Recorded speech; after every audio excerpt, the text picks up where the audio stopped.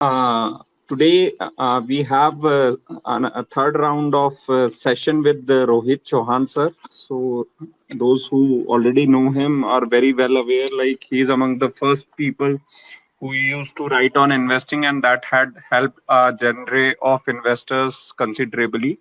So Rohit Chauhan sir is a portfolio manager at RC Capital Management, and that has been since like April 2011 till date, and he has been writing on investing since 2005. And previous two sessions were like the art of value investing, which we did in November, and the second session was personalized investment strategy, combining diverse approaches for optimal results. So both these videos are readily available on the YouTube channel, the link to which I have pinned above. So if you are yet to listen to those insights, I would highly encourage you all to go through them after this session. And today's session would be around the odds and managing risk in poker and investing. So a very warm welcome once again, Rohit sir. Like some opening note, and then we talk around today's topic, and as and when you stop for questions, so we'll ask and encourage our attendees to ask questions around whatever being discussed, and we will be happy to take those questions. And this session is purely educational, so in case we name any company as a case study or for example, please that should not be construed as any kind of buy sell or hold recommendation. So you would be advised to consult your financial advice for any kind of financial decisions. So over to you, Rohit sir. Yeah. So I had posted, as part of the in the in the in the invite itself, I had posted a presentation. It's a very short presentation of maybe 10 or 12 slides. So a few couple of maybe the way we can structure it also. What I will do is I'm a couple of things, right? So one is I've been playing poker for a few years now, but by far, I'm not an expert, right? I know it's quite likely that some of you on this particular call are far better players. So I'm not diving into the game itself, right? Uh, I Here we're going to discuss about some aspects of the game as how they apply to investing. And my limited experience in the game has been that if you are an investor, it's definitely there's a lot we can learn in general about decision making under uncertainty. That is what this game is all about, right? And if you really look at investing, it is a lot like that. If you trade or if you do trading, then I cannot emphasize enough in terms of learning how to play this game and playing this on a regular basis. As a matter of fact, I think there are a lot of hedge funds across the globe who insist that their traders learn and they kind of play poker, right? So anyway, that's the background. And what we'll do is I will cover one part of it, and then I will stop. We can make it interactive. I don't want to spend the next maybe 15-20 minutes just talking myself, and then we go into Q&A, right? We'll cover a little bit, then we'll pause, then we'll take questions, so on and so forth, right? So let's start with the basic assumption, or I'll start with an assumption that not everybody knows about poker, right? So I'll just very quickly go over the rules of poker, which is actually quite simple, right? It's a simple game, but obviously it's not an easy game, right? And the it is a game of skill, strategy, and obviously the most important thing which is relevant for us as investors is decision making under uncertainty. So uh, the way it is played is it's actually quite simple, right? Uh, Players sit around the table. One of the players or somebody, if it is not a player, it's that it can be, if you're in in a casino, then it will be a dealer who is actually dealing the cards. So each player is dealt two cards, right? In a sequence, they're all seated around the table, and those two cards are face down. So only you can see your cards, but you cannot see anybody else's cards. So every player has two cards. Again, when I'm talking of poker, there are different varieties. I'm going to limit it to Texas Hold'em. Texas no limit Hold'em. That's a variety of poker, but I'm going to just limit all. I mean, that's the only game I have been playing, and it's one of the most popular games. I mean, there are different other types of pokers also. So, coming back to the rule, right? Each player is dealt two cards. They're face down, and they are called the whole cards, right? HOLE, whole cards, and they're hidden, right? So I cannot see what cards the other people have, right? Now, after the two cards have been dealt, right? This is called the pre-flop session. So FLOP, flop, right? These are all poker terminologies. Don't worry too much about it. If if you have not been exposed to the game, I am. I think my guess is a lot of you would be playing, but I'm just making an assumption that some of you may not be very familiar with the game. So anyway, one round of betting happens before anything further progresses in the game. The the betting is usually in a certain sequence. It usually starts from the left of the dealer, from the left of the dealer, and then it progresses around, and then each individual will bet, and at that point you have to keep in mind that when the first round of betting is happening, you're for example, if I'm sitting on the table and some of you are sitting on the table, I don't know what your two cards are, right? So I'm betting, and I'll get to on what basis people are betting, but I will bet based on the two cards which I have, and usually you have three options. You can put in a bet, which is called as a raise. You can match the bet which some other player has has already made, or you can fold. Basically, you can say, I don't want to bet. I'm leaving the round at that particular point of time. Right. So that happens in the first round. After this is done, the dealer will deal three more cards. And those three cards are called the flop, and they're called the community cards. So those three cards are visible to everybody which is seated around the table. So at this point, which you call it as post flop, you now have five cards, right, in the game. Two cards of your own, three cards in the middle. So you now have five cards. Now the object of this game is when the all the rounds of the betting are done, right? You should have the best hand, if you may, right, or the best sequence of cards. So usually what is done, or not usually, what the rule of the game is that at the end of all the rounds of betting and after all the cards are visible, you will show your two cards, right? Your opponent or opponents will show the two cards, and the best of five is taken. And there is a certain hand ranking which is there. So for example, whoever makes the biggest pair, if there is nobody above that, then the person making the biggest pair wins, or whoever makes two pairs, right? So if you have a card and it matches with something on the community cards, and let's say you have a pair of aces, right? One in your hand, one ace is in your hand, one ace is on the table, and you basically have made a pair of ace, and somebody else has a king, and there's a king on the table, and that person has made a pair of king. So double ace beats double king. You have a stronger hand. You get the pawn, right? So that's the rule of the game. So anyway, coming back to the stage of betting, two hands in your two cards in your hand, called the whole cards, three in the middle, one round of betting. Now at each point of time, what you're doing is you're betting based on your likelihood of making the best hand, but at the same time you're comparing, or you're trying to think about what is the likelihood that somebody else has a better hand. And how do you know that? The reality is you don't, right? Because you can't see those two cards, right? So you, at any point of time, the individual is always doing a probabilistic estimate, various data points, right?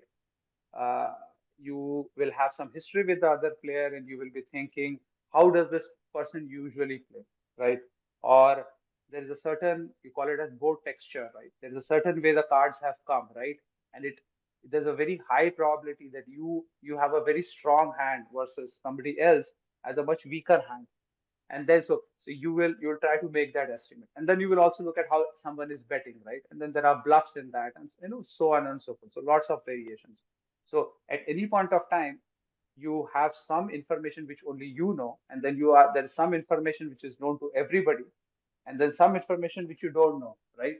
Like basically the hands which the other people have, right? And then based on that, you're trying to figure out, am I making the best possible hand? So anyway, those three cards have been put, right? And then one round of betting happens. And when the round of betting is done, then the fourth card is dealt. And that's usually called the turn, right? And then after that, one more round of betting. And then after that, there's a final round of betting, which is called the river. And then, you have last round of betting after the fifth card. And then once that round of betting is done, whoever is still left in the hand, if there is nobody who's contesting the pot and one person has the, has puts in a bet and everybody folds, uh, then that person wins the pot. Uncontested pot is basically all the money which has gone into the middle, right?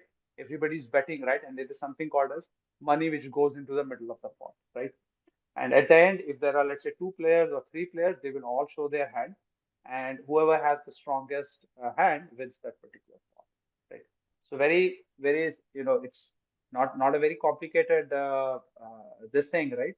In terms of rules, once you start playing, I know I'm assuming most of you would have some idea of the game, right? If not, it doesn't take too long to to get a hang of it, right? Now let's. I'm not going to dive into the nuances of the game, right? That's not what we are all here for.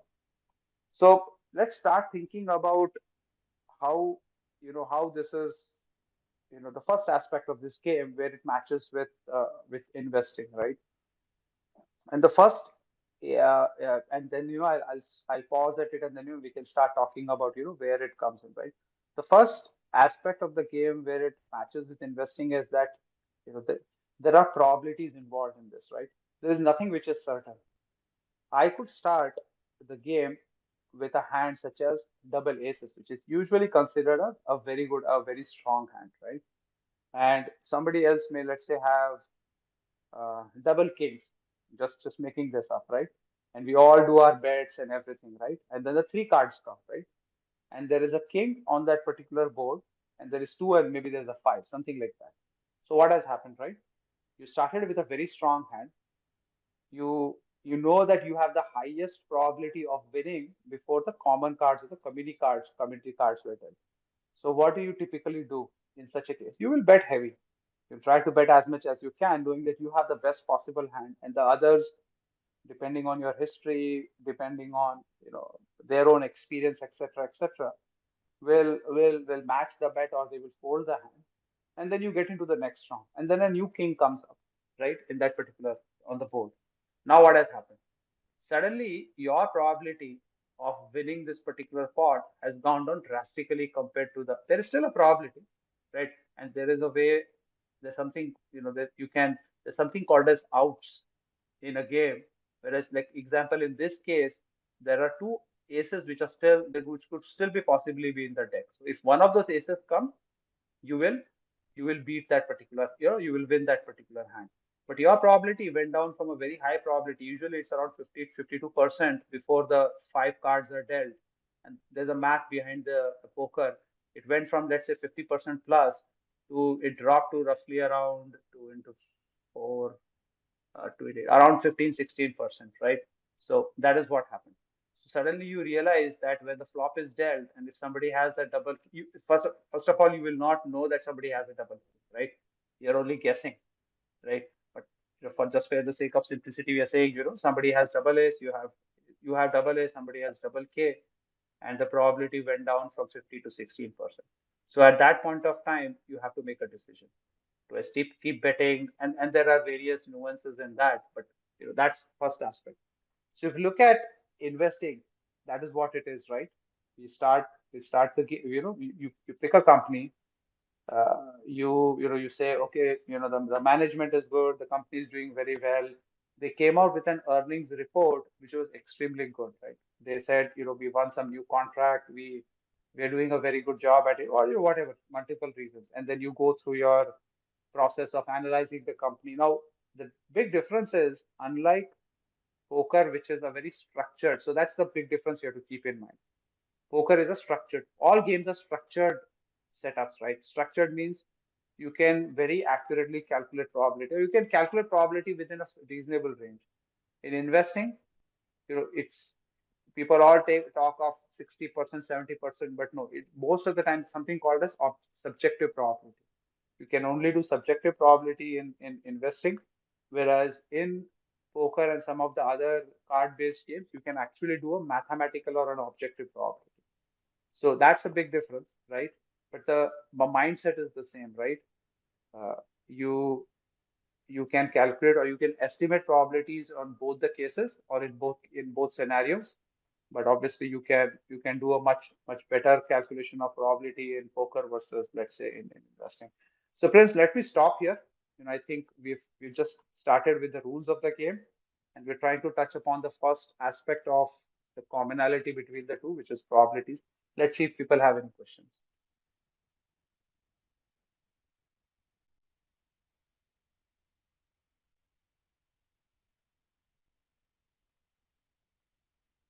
Prince, can you hear me?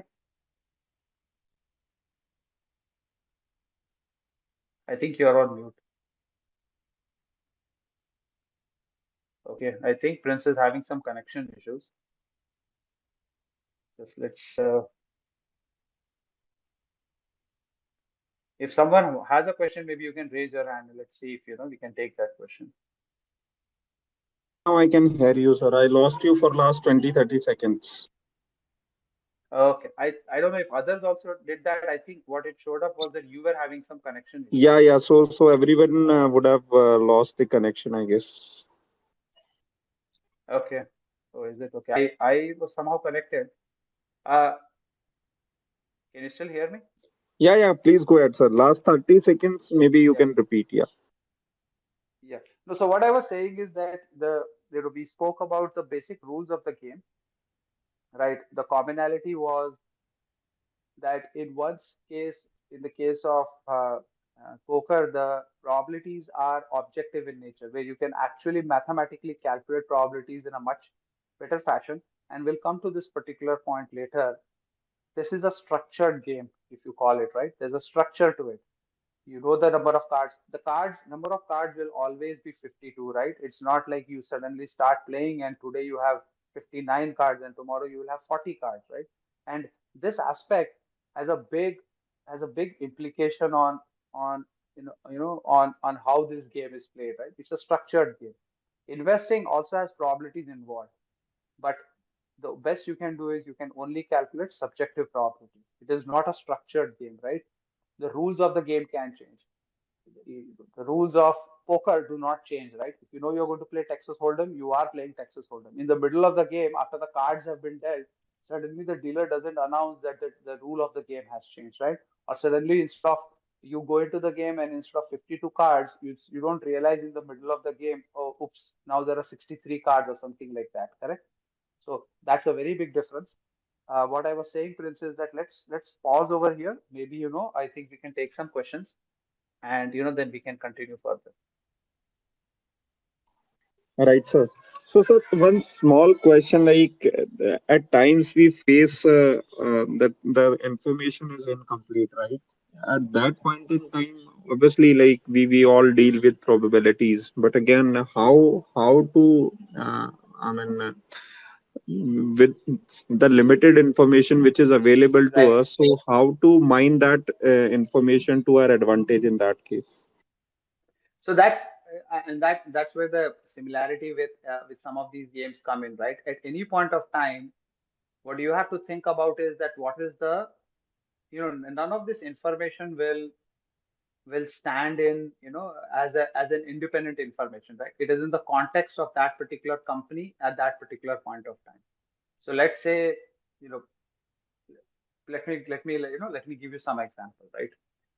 Let's say currently what are the sectors which are so much in vogue, right? Like a lot of people are very excited about these sectors, etc., right? And some of the sectors which are in the capital goods sector, right? All the capital good companies, they are, most of them are doing extremely well. New orders are coming. So one of the things which you are implicitly what investors are doing is they know the probabilities of a company getting new contracts is much higher, right? Right, because the context or the situation in which you are looking at that particular company, a scenario in which you're looking at that company is that the industry has favorable tailwinds, right? So you are starting with a much better hand, if you may, right? Let's say you go to a company which is in the EPC space or in the power sector. Unless that company does something incredibly dumb, still it's unlikely they will lose money. versus let's say you pick up a company which is in a down cycle, right? Let's say you pick up a company which is in the steel sector and the steel sector is going down. So at that point of time, then you have to weigh the information in that context. Let's say a company loses a contract, right, in this particular space for whatever reason, right, or they are not able to win contract. You will usually not give that much weightage to that particular data point, right? So your probability before this information and after this information will not change. Versus, let's say you are you know you are facing a headwind in the same sector, right? And a company comes and says we did not win any new contracts, right? As it was happening maybe 5 7 8 8 years back, right? If that is the case, a lot of times, if it is at the end of the cycle, it will get weighed very negatively. So just like poker, at any point of time, you are weighing any new piece of information versus what has transpired before it, right? Nothing is usually it is not completely independent.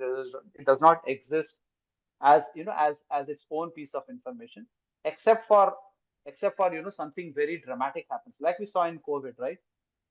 Something very dramatic happens. That's when you really and if you think about it, markets are always, I think one thing all of us should take away is that the stock market is a probabilistic machine.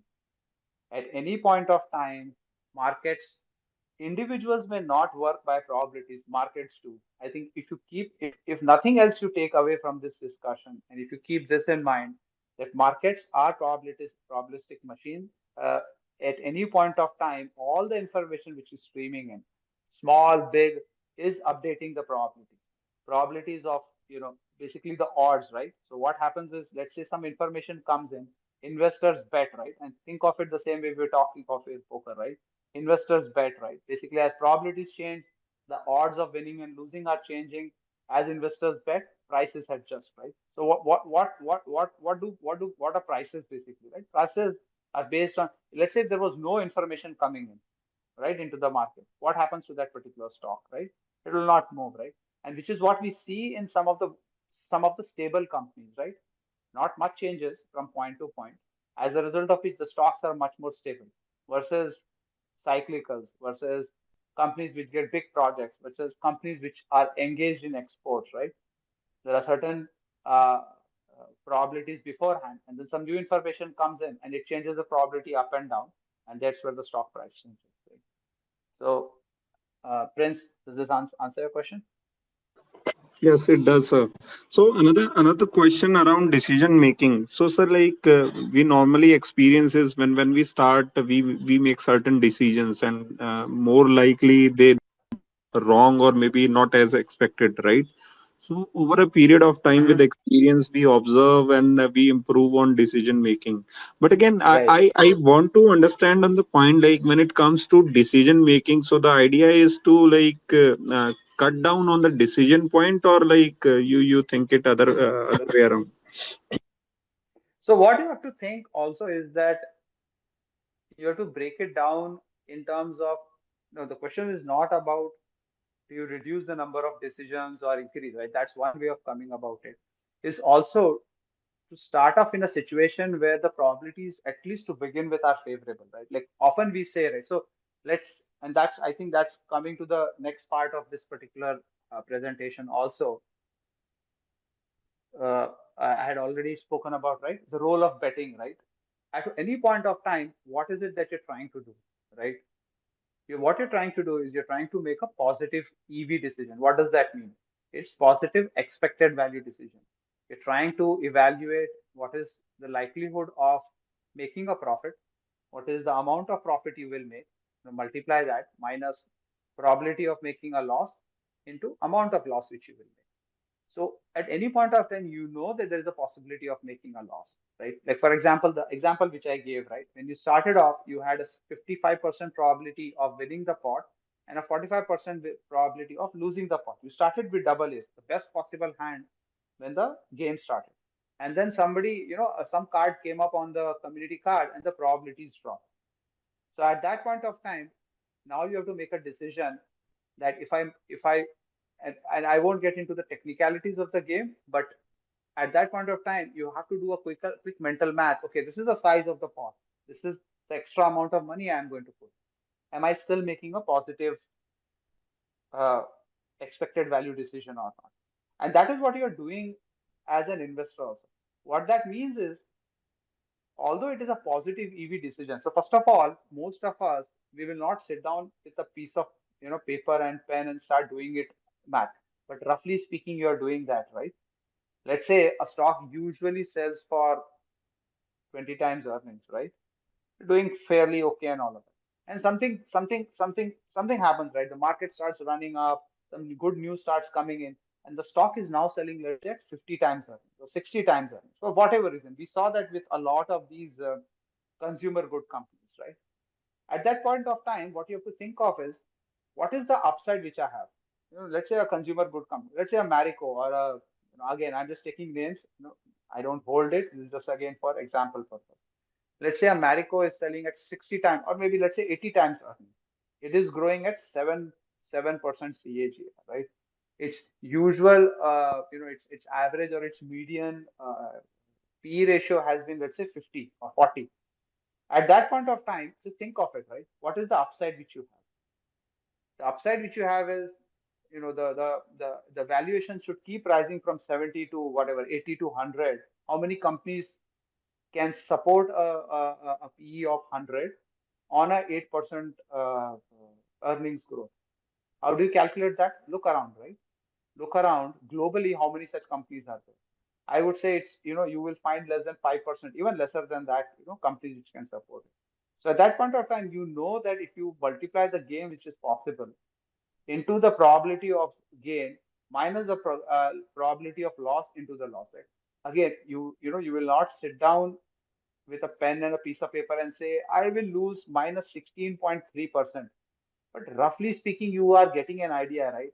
You are moving to the realm where the probability, the gain which you can make, which is that a company is growing 7%. So let's say you take a 3-year view, right? How much is the earnings growth you can get total? 20%, right? What is the probability of making of a gain? 10% at best, right? What's the probability of loss? The probability of loss is definitely more than 50%, right? Because you know that the company is overvalued, no other company sells like that. And then what is the amount of loss? Simple math, you can do, take the median earnings ratio, right? PE ratio 50 into what is the earnings 3 years from now. And if you actually do it, you'll get a fairly decent mathematical number on it. If nothing else, you'll get a good idea that this is a negative EV decision, right? Versus flip that around, right? Let's say you are working with a company, the company, which is what, think of it, right? Which is what happened with the whole, which is what happens when a sector suddenly picks up, right? Not doing well for a long time. Its P ratio is below its long-term average. Earnings have been, below trend. So what is happening in this case? Your EV is becoming more and more positive because the downside is getting limited, right? The stock is, let's say, selling at a 10-year low, right? Its earnings, its PE ratio is way below median, right? So the downside has gone down. Whereas any good news comes in, the earnings will start increasing. The probability is anyway high, right? Because you know that the downside probability is limited. It's a positive EV decision. That is what investors do, right? They see the stock is very cheap. It's very likely that they don't know the exact timing, but maybe 6 months, 9 months, 12 months from now, the winds will change, right? And they will start making. So it's a positive EV decision. What do traders or technical analysts or traders do, right? They're looking at charts, but that's what they're doing, right? When they talk of a pivot point, when they talk of picking that precise point, what they've done is they're looking at the chart and they're saying my downside is limited to 5% or 7%, right? And they have also put a stop loss in place. What is the upside? They look at the chart, they calculate that. Even if they say that there's a 50-50 chance, what they have done is they've ensured that the gain is more than the loss. And if the probabilities are 50-50, which is usually not the case, that is where the edge or the setup comes in, right? They know that a particular chart pattern means that the odds are in their favor, right? Which means the probability is in their favor. And then they are further improving their EV by keeping the loss lower than the gain. So let me stop here. I think this is an important point, and if anybody has a question, we can talk about it, right? The point is, how we're trying to calculate it. And both actually traders and investors do the same thing. Just their time frames are different, and the parameters they use are different. And so a lot of times people end up talking past each other. This is good, bad, that is good, this is bad, that is bad. But I mean, think of it a little more deeply, right? We are all doing exactly the same thing. We're all making a positive EV decision. Only the factors we use to make that decision and the time frames we use to make that decision are different. So let's stop here, Prince. Let's try to let's see if there are some questions with from any. Right. So, due to Twitter down comments, I'm unable to read. So, just in case, like anybody in the attendees have any question related to the aspects we just covered, so please send in a speaker request. I'll approve, and we can take the question with Rohit. So, Rohit, one quick question. Like you talked about the downside, but again, like most of the time, people when they invest, right? So they Mhm. do not have a fair idea of what upside they are looking for, right? Leaving Right. aside the valuation and market exuberance. So in that case, like how one can, I mean, work on that Yeah. front so as to like gauge what could be the potential upside and at what points we should like revisit our investment so that we should not lose out the profit which we have at that point in time. Right. And I think this is, yeah, it's a very good question. I think this is something where I've seen a lot of traders, they do a much better job than investors, right? Investors unfortunately get stuck often in stories and, the knowledge which is, being floating around and people get excited, right? But even if you can't do precise math, at least you should do a rough math. So let me give you, Prince, to this question, how I usually think about it. And again, keep in mind, it's not accurate, it's not a precise number, but at least it's how you can think about it. At least, sorry, this is how I do it. So a very simple thing, right? Uh, as part of our advisory, this is what I usually share with all my subscribers. I will do a scenario analysis. They're very simple, right? We're not going to get into some fancy, uh, you know, some, gymnastics, right? Very simple scenario. What is the median scenario? What is the upside scenario? What is the downside scenario, right? What is the worst case scenario for this company? And how do you look at that? Look at the last 5 to 10 years of history. What is the worst that had happened in the case of top line growth? Right? The company was growing at 4 5% during certain periods of time. The margin was below average, right? So simple math, right? Let's say a company on average has grown at 12% per annum, but there are periods when it has grown at 20%, and then there are periods it has grown at 7%. So very simple thing. What you can do is say, let me assume the company will grow at below average for the next 3 years for XYZ reason. And that's where the analysis comes in. You should study the company, try to say, okay, what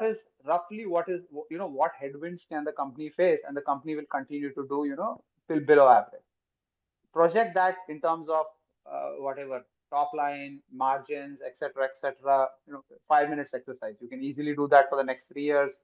Beyond that, usually I don't do it because it becomes fuzzy, right? After 3 years, you're saying 5 years, then it's a much different ball game, and you can do for some companies, but for most it's very tough. So do that. That's your downside. What's your median? Take your average. Average earnings, average growth, average margins, and average valuations, median valuation. Right? Put those numbers. You'll get a stock price. What is the optimistic scenario? Not should not be difficult, right? The reason why you're looking at this company is because you're optimistic about it. If you expected the company to do average or below average, you would not be looking even at looking at this company, right? To begin with. So that is what the management is saying. Your estimate is people are talking about on Twitter. You have read some research reports, etc. That's your optimistic scenario. So you've got three scenarios, right? Upside scenario, median scenario, downside scenario. You have a stock price around it. Math becomes very simple at this point, right? What's your upside versus downside, right? Take the upside scenario minus the median divided by median minus downside, right? So let's say a stock is selling at 100. You you expect a net present value. Let's say you expect that best case scenario, the stock which is selling at 100 could go up to 200. So that's your upside. Median scenario is it keeps doing average, just keeps meandering around. Let's say it will do 120, right? So that's your median scenario. And what is the worst case scenario? Let's say after all this calculation, you realize it can go down to 80. So what you have done is 100 minus 120 upon 70 minus 120 or 120 minus 70. You're talking about roughly around, give or take in this case, max you can lose 30 rupees, right? And the best you can do is you can gain actually 100 rupees from the current price, right? Which means what? 100 divided by, in this case, 30. So you're talking of a 3 to 1 odd over here, right? And that's what you're calculating. So that is the odd in this case. In the case, odd and probabilities are actually the same thing. Probability is a you calculate it as a decimal. Odd is calculated as a fraction, right? And I'm sure you all of you guys can quickly just Google it up and you can see what's the difference between probabilities and odds. But it's roughly the same thing. It's just expressed differently. So you can do this, and I do this on and off. I do this at a very at a very rough level. What I'm trying to see is what is the max I can lose, right? Roughly speaking, what is the best I can gain? Do I try to figure out, will I, the price targets we will see, right? The stock is selling at 200, the price target is 215.5. No, that's false precision. Don't waste your time trying to do that. Just roughly see, am I making a 2 is to 1, 3 is to 1 odd? And sometimes, the company will just hit you in the face, right? The downside will be so limited. And, if things work out, the upside will be two times, three times. Okay, that's when you bet, right? And how do you know what is the probability? Things are improving. The management is getting a little more positive. They're talking about new contracts are coming in. The industry tailwind is slowly shifting. So you've just calculated the upside and the downside, the max gain and the max loss which is possible. And the probability of gain and loss, roughly you're trying to gauge that it's getting positive. So don't have to get very mathematical, but you can get a rough idea about it. So let me stop here, Prince. Let's see if some people have questions. But long story short, I usually do this for every company I look at. Right? I'll I will usually not invest if I see a 1:1, maybe 2:1 if I'm very confident about the company. But I'll usually go for more than 2:1. Right, sir. So, sir, we can, start with the next aspect, and as and when any speaker request is received, we'll take the question from the first. Sure. Right. So we spoke about the positive EV decisions, right? And so there are two things we have spoken about, right? Both things are probabilistic, right? Poker is probabilistic, investing is probabilistic also, right? Nothing is a given, right? You can have the best possible hand and you can still lose. You can, and we've all experienced, right? Very, very, confident about the company will do well, etc., etc. And then, the management does something, some income tax rate happens, something happens, right? And you end up losing money. I mean, let's say COVID happens, right? Who would have thought, right? And then suddenly you were invested in a travel company, in a hotel company, or a metal company, or any company, and things go completely south. That is what is basically variance in poker. That is variance in life, variance in investing, right?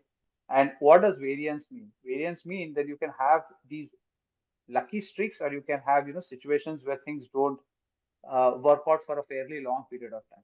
And it need not be just an event. It can always be that your style is out of favor. Like a lot of value investors struggled for the last few years because momentum was doing much better, or maybe the sector which you are which you normally invest is out of favor.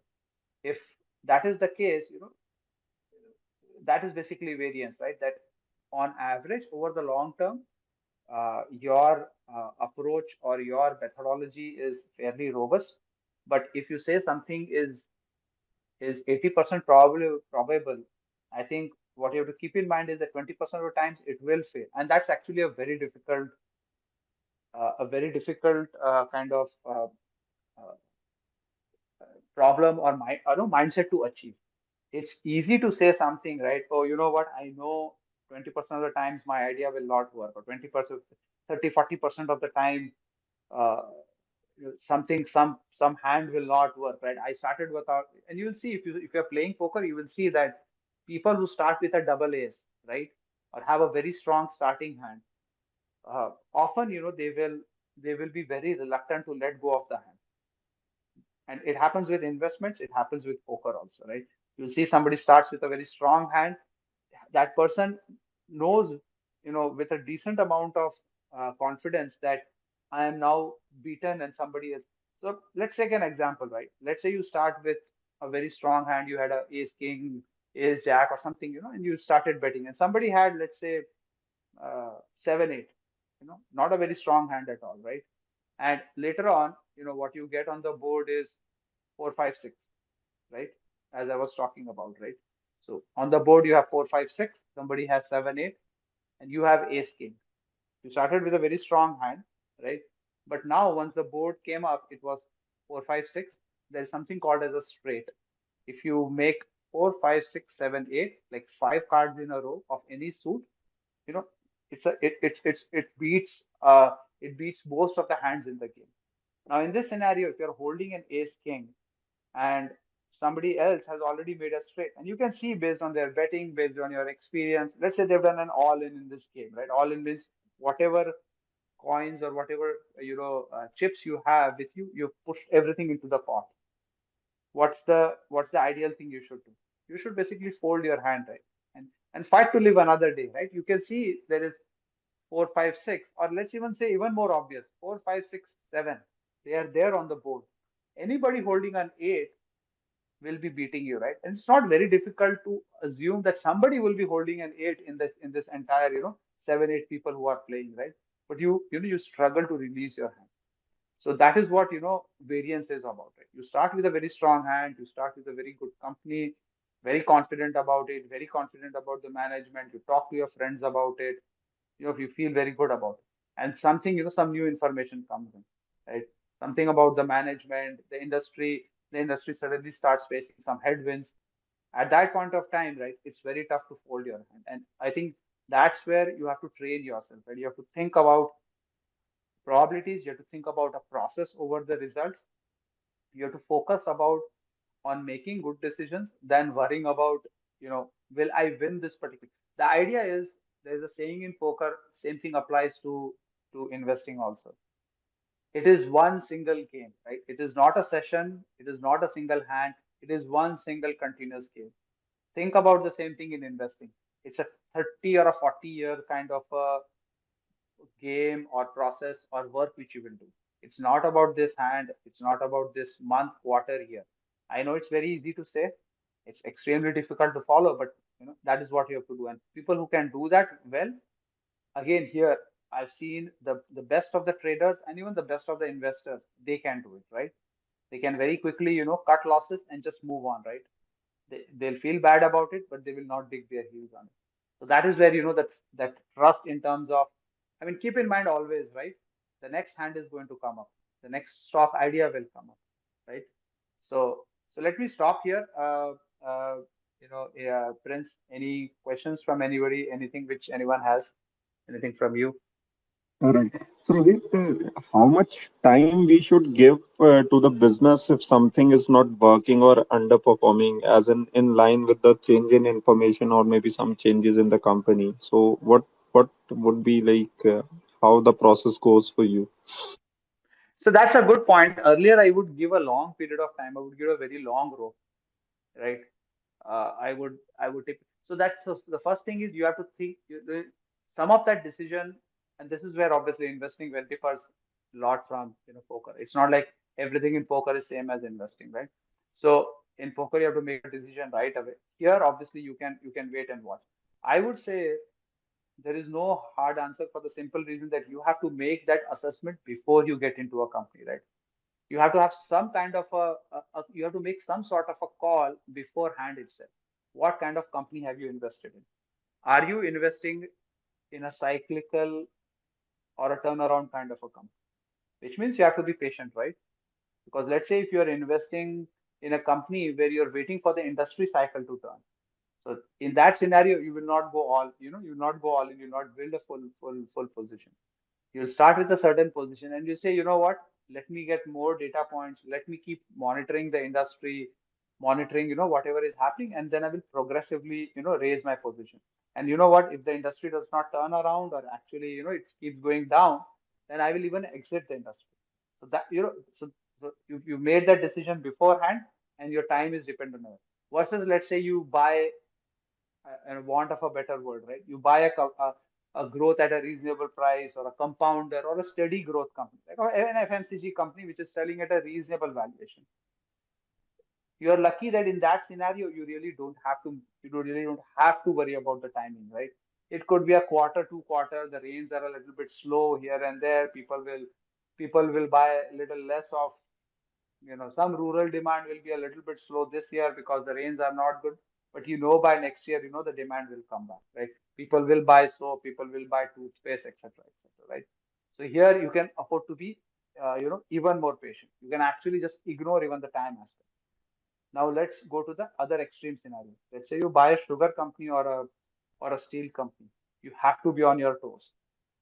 If you sense that if the cycle is turning in your favor, you have to move very quickly. If the cycle is turning against you, again you have to move very quickly. So the aspect of time, you have to make that decision beforehand. You should not make that decision within, after you have started a position. You should think, what is the velocity of this particular type of idea, right? Is it something where nature of the industry is that it is very cyclical? Okay, you know what? Much shorter time frames versus very steady, slow growth, steady, low volatile company. I can afford to be far more patient. Then you have to also see, okay, are the valuations in my favor? Are the valuations against me? If I have already bought or I'm holding a very high valuation stock, it has been running up for a very long time. It's waiting for one quarter it misses and the stock can correct, right? So then you have to think about, would I really wait patiently? Yeah, if you want to hold it for 10 years, then that may be fine. But if that's not the game you are playing, then you'll have to move much faster. So, Prince, hopefully this answers your question, right? I mean, it depends on the type of company you're looking at, and you should make this determination beforehand.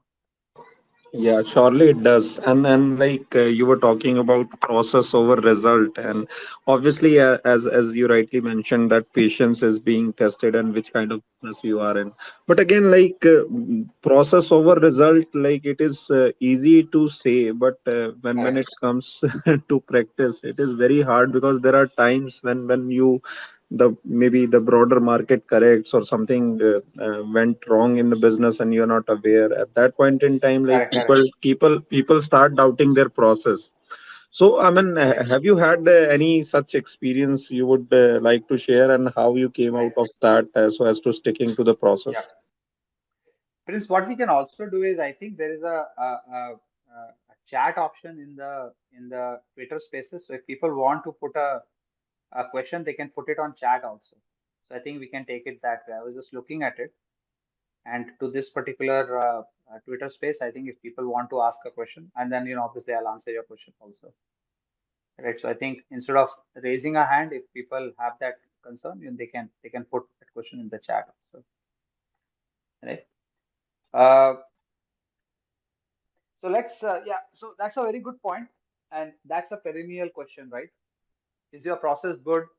Are your results? See, that's the big difference between, let's say, and let me. It will be a little bit of a slightly longer answer, but just bear with me, right? So I think this is important, right? Just for all of you, right?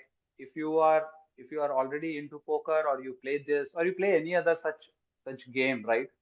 Versus, let's say, I mean, I'm obviously assuming all of you are investors. There's a very big difference in the way these two domains, and they're called domains basically, right? There's literature about it, they work, right? There is a word, and I'm going to paraphrase it a little bit. This is called as these are called as structured games, right? In a benign domain. What does that mean? Structured game means the rules are fixed, they are known beforehand. And what does benign mean? You will get that feedback immediately, and I'll tell you why I'm bringing up this point, right? So you'll get the feedback immediately. So that's one of the most important, or a good part of why you can play poker, because to learn about probabilities, to learn about odds, very quickly, right? Within a few minutes, the hand will be done. You will know, you'll get a feedback on your decision, and you can very intuitively start calculating probabilities. So it's a structured domain, benign kind of a setup, which means you'll get your feedback quickly. In investing, it's exactly I would not say opposite, but very different. It's an unstructured domain. What does that mean? The rules of the game are not defined. And that's where I think I know you were bringing up this question, right? How do you know whether your process is correct? You don't know, right? Because the world keeps changing around us, right? what used to work, let's say buying a company, let's say you had a thumb rule which worked for a very long time, right? In the mid 2000s. If I buy a company which is, the word which used to get thrown about was consistent compounders or, moated companies, right? Companies with moat. If I buy a company which sells at 20 times earnings and has 15 ROCE and is growing at 15%, I will do well, right? That was a rule of the game, right? And it worked for quite some time. But with competition coming in, you will not find such companies. And even if you find such a company mathematically, it will actually have something hidden and it could go off the field. So what does that mean? The game is unstructured, right? Which means the rules of the game keep changing. And then why did I call it a wicked domain? That's again some technical term which has come up in papers. You don't get the feedback immediately. Feedback comes much, much later. Sometimes the feedback takes months, sometimes the feedback takes years. So why am I bringing this up? Because in this case, it is not easy to know whether your process is the right process in that particular current context. This process may have worked very well for some period of time, and then it starts changing. So how do you deal with that? Unfortunately, there are no simple answers, right? I mean, if it was simple, then we would all be rich, right? What uh, what we usually have to do in this case is that, at least this is what I do. Again, it's not prescriptive, is that you have to keep this point anyway in mind, right? That the nature of the game is changing, what is happening, and you have to be you have to be sort of aware as to what is doing well, in the recent times. And when I say what is doing well in the recent times, again, it's a little bit tricky, right? You can always say, you'll have to kind of step back a little bit, right? So again, don't look at, okay, pharma companies are doing well, or capital good companies are doing well. That's just a specific case of what is happening. What if you're thinking of a process? What you have to think is, what how was my process working? My process was based on a very set valuation threshold, was based on a very set growth threshold, and all that. Those absolute numbers are not working. What do I need to loosen up? Like, I'll tell you about my personal example. uh, maybe 2010, 2012, if you ran some very simple filters with a certain ROC growth, etc., it worked. It doesn't work now, right? Why doesn't it work? Because when I filter those companies out, first of all, I can't find much companies at all. And second, even when I find companies and I dig into it, I realize that, just momentarily the numbers are matching up. Otherwise, most of the times, the company has been doing pretty badly, and it was only just 1 or 2 quarters where it met, met my particular criteria. So I know that, okay, the process or the approach which I was using is not working now because I can no longer find ideas by using that particular process. How do you change it? Again, no easy answers, right? Look around, see what others are doing, see what is working now, right? See what are the new trends which are developing, what are people doing, and then you have to start thinking about how you can blend those new or those changes into your process. So, for example, I used to have a very hard threshold of, okay, anything which is above 20 times earnings, I will not touch it because I could find enough ideas below that. That went out of the window in 2013 or 14 times. I've raised the bar on that completely. Do I completely ignore valuations? I don't. I still consider valuations, but I've, become far more flexible. So no straight answer, right? Because of the point which I mentioned, that it's an unstructured domain where things keep changing constantly. But you just have to be aware. You constantly have to keep working, and that's why it's both good. But there's no set kind of a finish line which says, today I've cracked it, I'm all done, I'll just keep printing money. No, it keeps changing constantly. So let me stop here, Prince. I gave a very long answer to your question. Let's see, if there are further, if you want to do a next level of deep dive into this point itself. Nice. So one question is from Dhaval. So he's asking any view on Nalanda's investment strategy? Not really. I mean, I have not really looked closely at their investment strategy to really know about, to Okay, have a one view one on it. One another question in the DM is like it's around guesswork. So do you think like guesswork works in investing the same way it works in poker? A certain yes, and there but there are certain differences, right? Poker, you're playing against an individual there, so you're reading people over there also. As much as you are evaluating your hands, you are reading other people. So we come back to the same, the first principles in both the cases, right?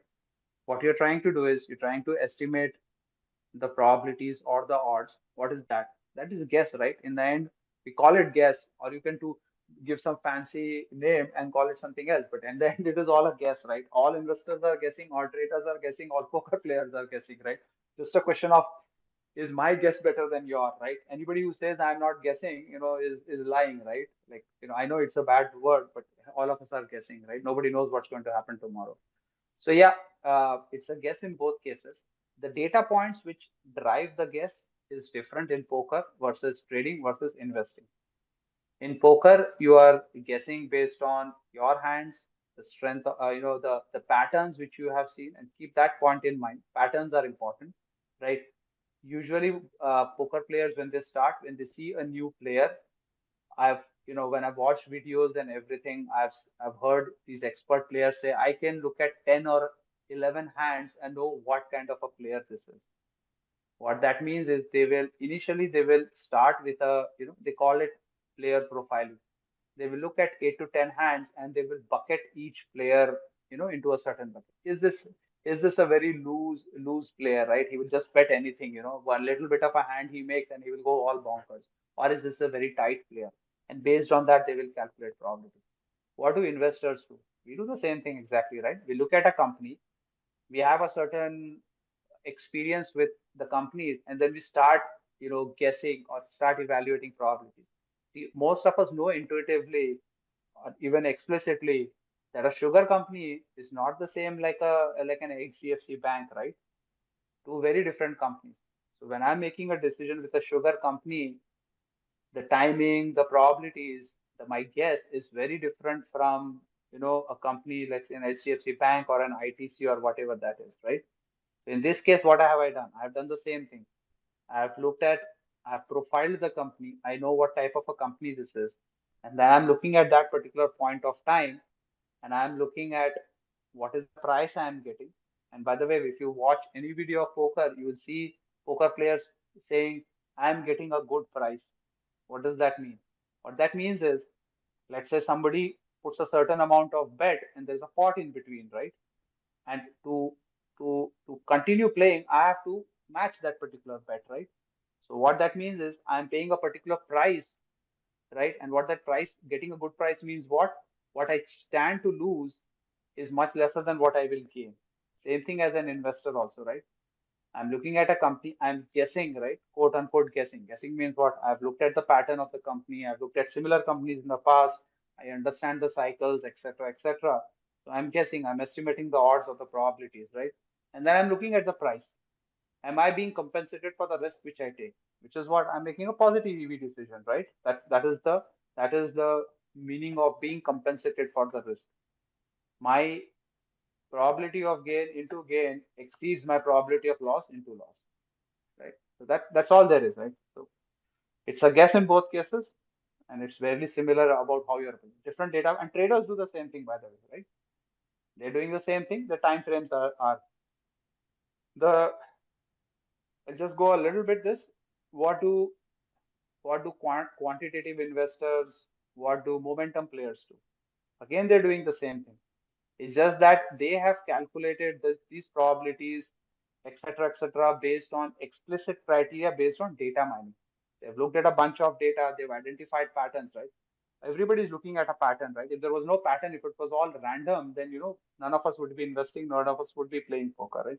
So they've looked at a pattern. They know that if they follow these set of rules, the probability of them making a gain on a portfolio is there, right? Even if certain positions, they lose and certain positions they make. They've just taken the guesswork out. They've given it to the algorithm, right? And that algorithm is back tested, which means what? mathematically they have estimated, a number or whatever. They've taken that, but they've taken the guesswork off. They've kind of mined the data to get that. So, uh, Prince, I think hopefully that answers the question. Right. So, Rohit, any sense on like any parallel we can draw on evaluating process and building checklist in line with poker? I mean, is there any parallel which? Okay. Parallel between building process checklist. Yeah. Uh, Like in investing, we talk about building a checklist so as to check our investment on the basis mm, those checklist. Checklist. What you're doing with checklist is you're trying to turn the odds in your favor, right? So there are positive checklists and there are negative checklists. So I'll give you one example, right? Uh, do not buy a company which has a debt above a certain percentage, right? What is that? What is that a checklist for? Checklists are basically to take away. If you think of it visually this way, let's say you plot all the companies or you plot all the hands which you're. So I'll give you, again, I'm going back to poker, assuming most of you have some idea. There's something called as a hand chart. You can get these if you Google, you'll get these charts in online, which says if you are in this position on the table, do not start playing with a 7-2 unsuited hand. You're starting with a very low probability. That's a checklist in a way, right? I mean, people will violate that rule, but that is obviously if you're a super expert player and context and all. But if you're a new player or if you are even a semi-experienced player like me, if you get a 7-2 unsuited hand, seven of one suit and two of another suit, you'll be far better off not playing that hand. Same way you have a checklist in investing. What are you doing in those checklists? I think checklists are much better from a negative standpoint data than a positive standpoint. What do I mean by that? Don't put checklist for buying. Put a checklist for elimination. That's a far better way of going about it. Because the reasons why you can buy a company can be a lot. The reasons which you can sell or not buy a company are actually much lesser. As long as you can just knock out, and that goes even for poker, for amateur novice players like me, I can improve my game by just avoiding the bad hands, which I have seen a lot of players don't do it. You know, they just keep hoping, I will play with a 7-2, and that particular day in 3 years back, somebody made a very good hand out of it. So they'll remember that. And investors do the same thing, right? I bought a pretty bad company with a very high debt level and all that, and it still did well. So I think that checklist, if you keep in mind, and I have a checklist in my head, or actually I have it listed down, but my checklist has now come down to a much smaller one. It is more around the negatives, right? If it is a cyclical company with a high debt load, etc., this I will not buy. If it is above a certain price earnings ratio, again, I do have a threshold. I'm not going to buy a company at 80 times earnings, which is growing at 10% per annum. I don't care about what story exists around it and what everybody is saying and how everybody is excited. I'm not going to buy it, right? So yes, it has a role. We call it a checklist, but it's basically about eliminating the bad hands or the bad companies, if you may. Again, bad companies not from a judgmental standpoint, but where the probabilities are bad, right? Like top of the cycle, company selling at. Let's say you pick a company which is a cyclical company, highest possible margin in the last 5 years, and is selling at a above median valuation. Just ignore it, right? That's a checklist. You just eliminated the probability of going wrong, or you've just eliminated the left tail of your distribution, right? Right, sir.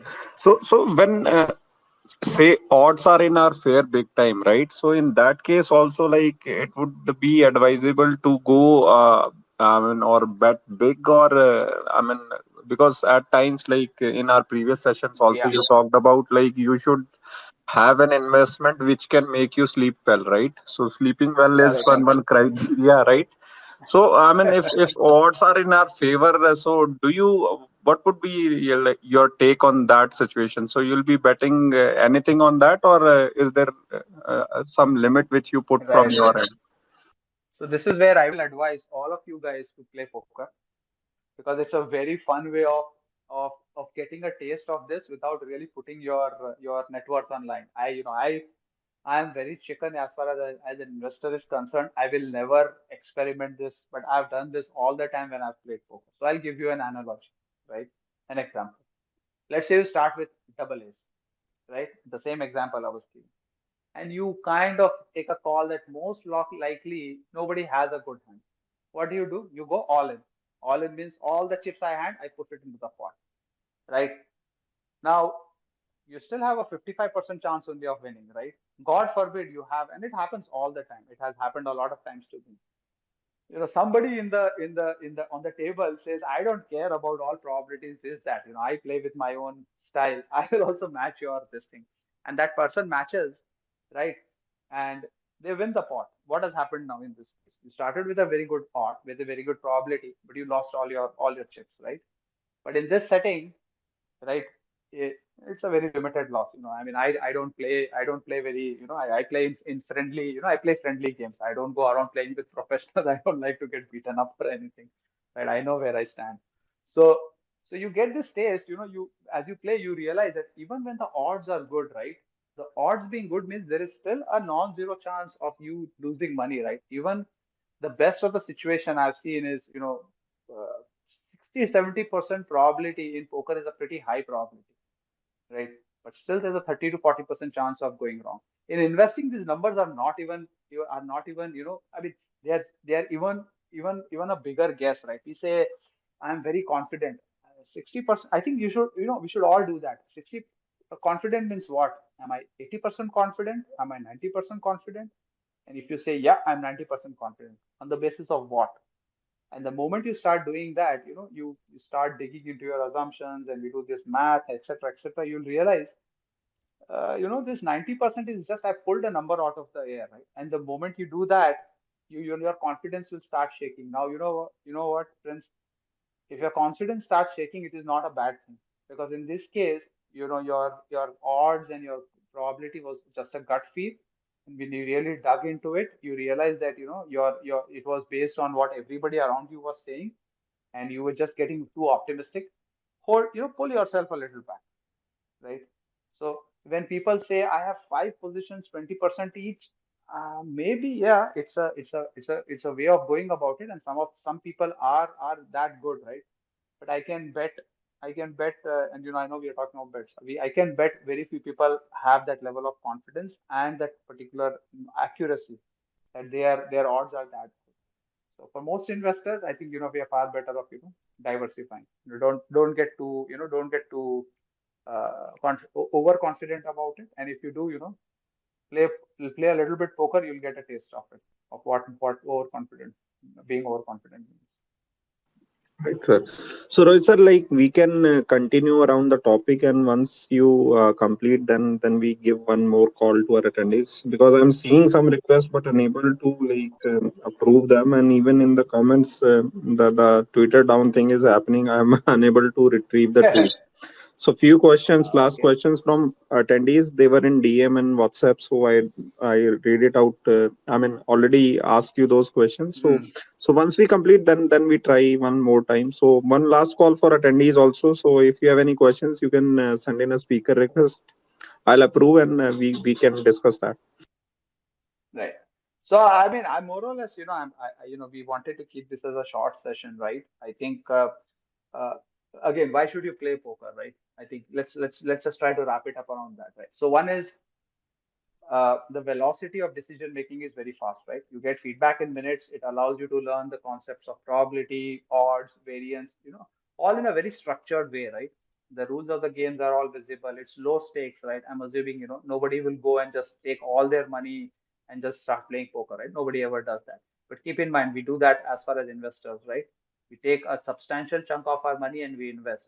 But we'll be very worried about doing that when we are playing poker, because everybody calls it gambling, right? But it's not gambling, right? Gambling is when you put money even when the odds are not in your favor. That is gambling, right? We all know that, right? Whereas investing is what? When the odds are in our favor, when the probability of gain is much higher. So that is investing. That is what you want to do. The other thing which which surprisingly, I never thought would be the case before I started playing, was that you get to observe the irrationality or how people make decisions, including how you make your own decisions. So while you are playing, there's a concept called as tilt. What that means is that as you are playing and as you are playing you're playing in a scenario where the odds were extremely in your favor, right? You had 80% confidence that it will work out. And then, some card comes up and you lose the hand. Often people get very upset about it. They get very angry about it, and then their decision making degrades. It happens to a lot of people when they're investing also, right? They put money in the stock market, the market starts going down, they get, upset about it, they get more aggressive. Or on the other hand, they can even become so cautious that never touch or never go into investing, for a very long time. You get that particular taste when you're playing poker. It's just that, it's very rapid. So, it's a very good structured way uh, of seeing your own decision making, of seeing other people how they make decisions. And it's a very fascinating look, social game where you can see decision making in real time, both in your case and in others. And I think if I've still not convinced you, I think the last point which I will use to convince you is that, and this is what has been my biggest benefit, right, from playing all these months and years.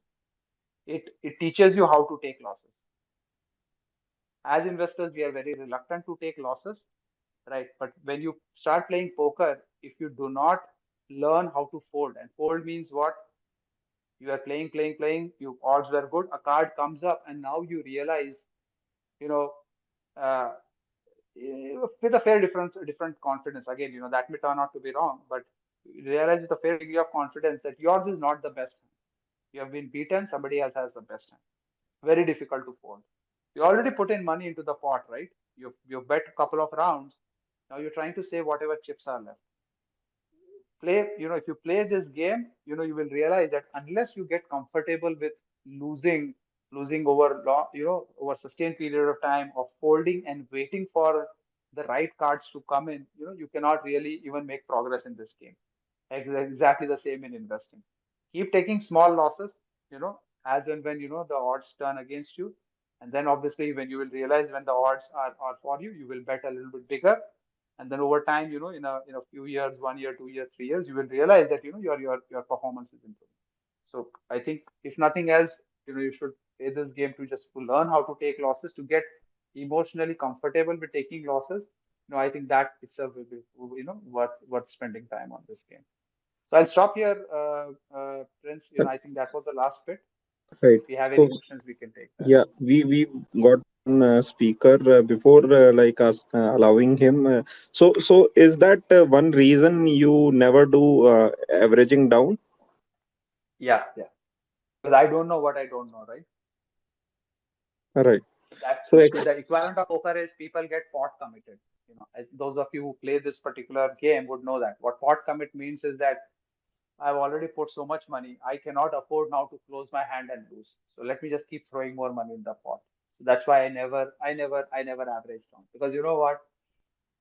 If the market is consistently telling me that something is wrong, if even if everything else is right, maybe my timing is off, right? So let me keep my rationality and sanity intact. Let me not dig a deeper hole in this. So that's why I never average. right. So Sagar, you can unmute and ask your question.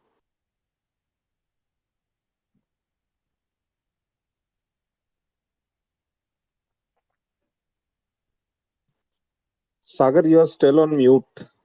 You unmute. He got disconnected anyway. There is something on Twitter, sir. I don't know. It never happens. Like we normally approve a speaker request. Today I'm seeing, It's not but working. Huh? so anyway, I think more or less like all the questions which I had in my mind and like few questions which Yeah. I received in DM and WhatsApp, I already asked. Sure, So, sure, sure. so I think it was great listening to you all the time, sir, and it is great value addition to everyone around. And this is indeed Yeah. a great parallel we can draw with poker and Obviously there is always a scope to improve our processes, and surely we should Right. work on that. So sir, one quick question on the side of advisory, which I often like when we meet people, and even our attendees have this question. Mm-hmm. So what people do is, like, if somebody has subscribed to advisory of one person, right, or maybe more than Mm-hmm. one or two advisories, right? Mm-hmm. So Mm-hmm. even then they, I mean, they do not have their own research, in the sense like they are not capable, say, right? So, what would be the ideal way to take the maximum benefit out of those advisories? Because I've seen people, like, they pick and choose. Again, biases Mm-hmm. come in place, and they end up like not taking the full advantage of the research or maybe advisory. What would be your take on that? I mean, what would be your suggestion so as to, like, how one should go about it? So I think, it comes down to why, you know, I think for most people, I think, you have to think about why you're approaching an advisory, right? I think a lot of people don't put that first question, right? And I know, I'm making a very sweeping statement, but I think most of the people would be far better served just going with an index fund or a mutual fund, right? So that's point number one. I know it's contrary to what I should be selling my advisory and everybody else's advisory, but no, I think most of the people would be benefiting from that, right? Just go to a simple, because there is some active work involved in it, right? Like you have to pick and choose a person, and that comes down to because people are saying I want to beat the market and all that other stuff, right? So that's part number one, right? Second is I if I was doing that, right, I would look at the long-term track record of whoever is long-term track record, or does the process make sense? And that's where the chicken and egg comes in. If you yourself are not been investing actively yourself and don't understand it, then it's very difficult to evaluate somebody else's process, right? Like, how do you know? Process is generally hidden, right? All that you can see is results, right? So one of the ways is obviously, you look at the long term track record, and their performance, and how they performed at least over one or two cycles, right? So that's point number two. And second, I think it's a the reality, prince, is it's a very difficult task. If you, after doing myself this 25 years, if you ask me to evaluate somebody's advisory, even I would still face difficulty. If you tell me, advisor one versus advisor two, it takes time. I think the best option to do it is you pick the same way we do with stocks, right? You pick a few, right? Hopefully, you're not paying too much for it. And then you track them, you give 5% of your assets to one and 5% of your assets to another. I know sometimes there are thresholds, but let's keep that aside and track them and see, which one intuitively, I think people figure that out, right? Which one intuitively is gelling with what work, what with them, right? There are some advisors who will be, who will have a very aggressive bent of mind, will invest, in a very few stocks, and you know what, they're not bad or anything, right? There are people who would like that, right? And if they were to go and invest in a slow, steady compounding kind of a situation, or a very cautious chicken kind of a advisor like me, they will get frustrated, and vice versa, right? So over time, the best option is pick a few, right? Two, three, four, whatever you want, right? I know it's a little bit expensive, but do that and then follow them, right? See how they're communicating, how they're performing during a down cycle, up cycle, and whittle it down, right? And then stick with them. Just be patient with them, right? Once you have, and I've seen that experience ourselves, right? There are a lot of people who joined us a few years back, and once they get comfortable, and they kind of they get uh, your approach and philosophy matches with what they have in mind, then people generally stick around. So I think that's the best way I can advise friends. Try a few, and then finally when you zero down to one or two, but don't create a zoo, right? Don't go and, like, don't keep running around, finding 20 advisories, and then you drop one, add one, do this, do that.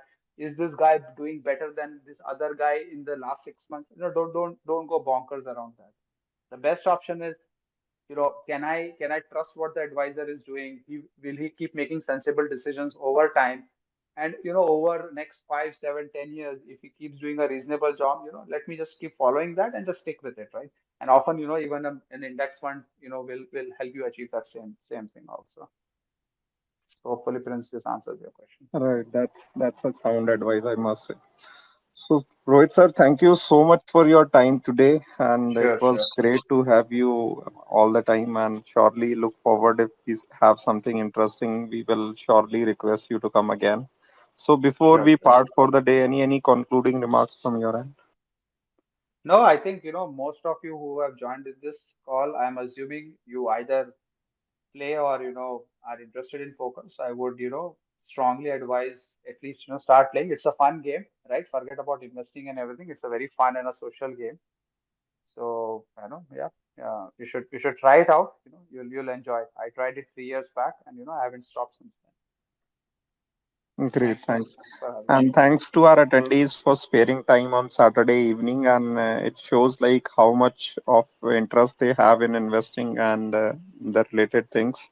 So thank Right. you again and keep joining. And surely we'll try to match up the expectation in the sense like we try to bring best minds in the industry so as to learn myself also make you people feel like, and also like please take the conversation as a starting point because every individual is different. All we need to do is to learn from the learned people and devise our own process. And surely if you have any question which you couldn't ask for any reason, you can like write to me, or you can also tag Rohit sir around your question. So if it would be any question worth taking, surely you'll get an answer. Please avoid any stock specific questions for known reasons. Thank you so much. Thank you, Prince. Thanks for hosting this. Thank you, Thanks, sir. everyone. And guys, like those who joined late, the sessions are recorded and we place it over YouTube channel. And the previous sessions are also recorded and are available on my channel. And recently, like you will find few sessions from Rohit sir, one with Smart Sync services, and recently like one with Puneet Khurana and Manish Dhawan. I'll share the link if it would be so that all the sessions would be in one tweet or maybe. Thank you, sir. Thank you. Thank you, Prince. Thank you, everyone.